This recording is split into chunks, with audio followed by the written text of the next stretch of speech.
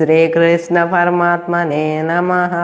శ్రీమద్ భగవద్గీత మొదటి అధ్యాయం అర్జున విషాదయోగంలోని 11వ శ్లోకం. సంజయ ఉవాచ అయనేషు చ సర్వేషు యదా భాగమవస్థితాః విశ్వమేవాభిరక్షन्तు భవంతః సర్వ ఏవ హి. సంజయుడు పలికెను, మీరంతా నియమించిన స్థానాలలో ఉండి భీష్మునకు సంపూర్ణ రక్షణ కలిగిస్తూ జాగ్రత్తగా మసలుకోవాలి. 12వ శ్లోకం.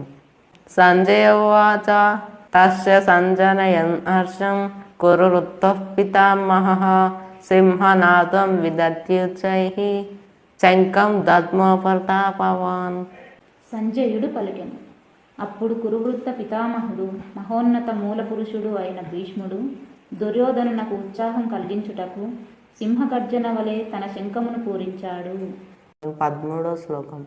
సంజయ ఉవాచ తతః శంఖాస్య భైర్యస్య పనవానక గోముఖాః సహసైవాభ్యన్యంత సశబ్దస్తుములోభవత్.